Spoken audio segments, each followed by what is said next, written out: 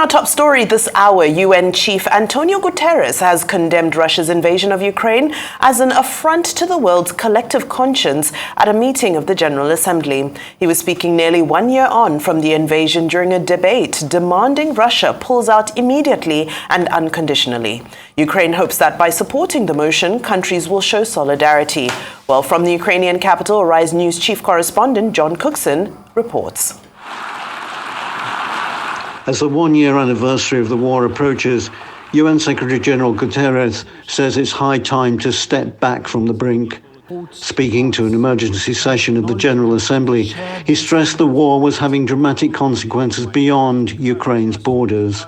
The war is also fanning regional instability and fueling global tensions and divisions, while diverting attention and resources from other crises and pressing global issues. Meanwhile, we have heard implicit threats to use nuclear weapons. The so-called tactical use of nuclear weapons is utterly unacceptable. It is high time to step back from the brink. Putin sent up to 200,000 soldiers into Ukraine last February in the biggest European invasion since the end of World War II. The devastating war that ensued left hundreds of thousands dead on both sides. More than 13 million people were made refugees abroad or displaced inside Ukraine. On the eve of the first anniversary of the war in Ukraine, Putin had a chilling message for Kyiv and the West, and that was that he was bolstering his nuclear triad. That's a reference to Russian nukes on land, at sea, and in the air. With the commissioning of the nuclear-powered submarine Emperor Alexander III into the Navy, the share of modern weapons and equipment in the naval strategic nuclear forces will reach 100%. Meanwhile, these are the latest images from the front line at Vuhledar in the Donetsk region. Ukrainian soldiers are well dug into a solid line of defense. One had this appeal to the West. They promise tanks. They promise everything. We hope that they deliver what they promise. But we don't know when to expect it. So we hold our ground with the weapons that we have. And that's all they can do for now. Hold the line and hope for an end to war. John Cookson, Rise News, Kyiv. And John Cookson joins us now from Kyiv for more. John, thank you so much for joining us again on Newsday. Remarkable piece as always. Tomorrow marks the first anniversary of the war. What's the mood in Ukraine or the Ukrainian capital today?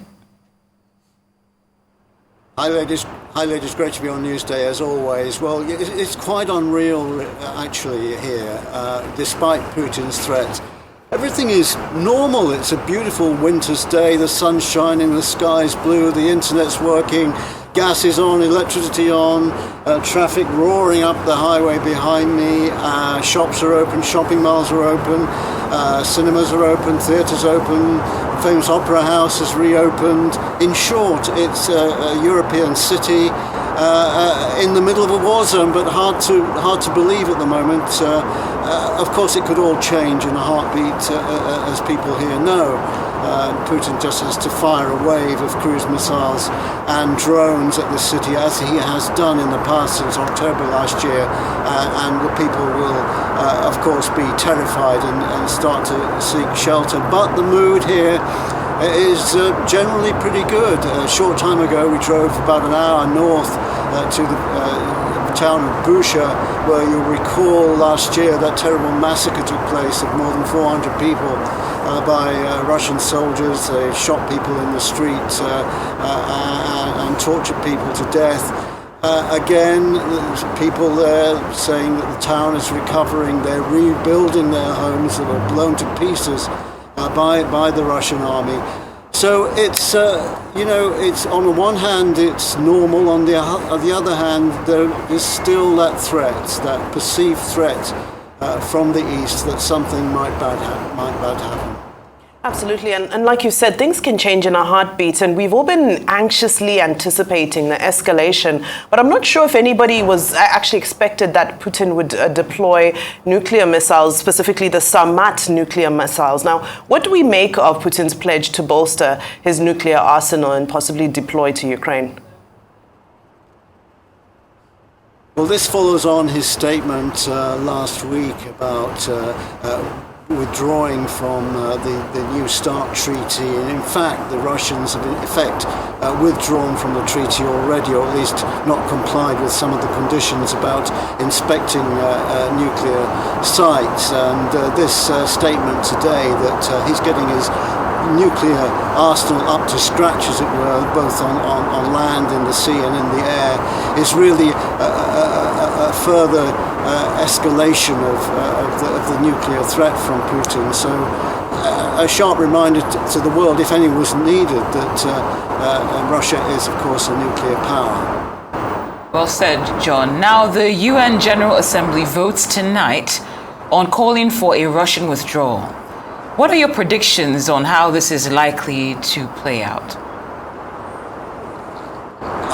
I can 100% guarantee that the majority of General Assembly members will vote for the motion, and that's a given. And they've debated and voted on something similar in the past. What will be interesting is to see which nations actually either vote against or abstain. Countries like, for example, Nigeria have abstained in the past. They are looking to the future when this war is over, and they want to maintain, Nigeria wants to maintain cordial relations, if you like, with Moscow. South Africa, another country which is likely to abstain.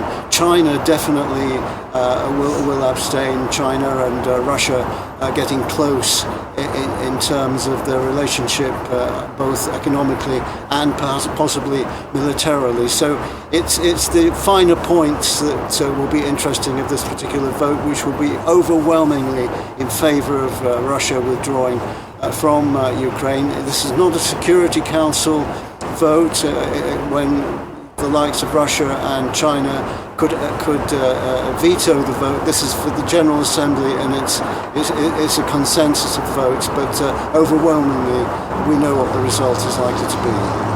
Absolutely. And while we wait for that vote, I know that UK Defence Secretary Ben Wallace has predicted that this could possibly go on for another year. But, you know, putting all the different feelers together, is there really any sense of how much longer this war could last?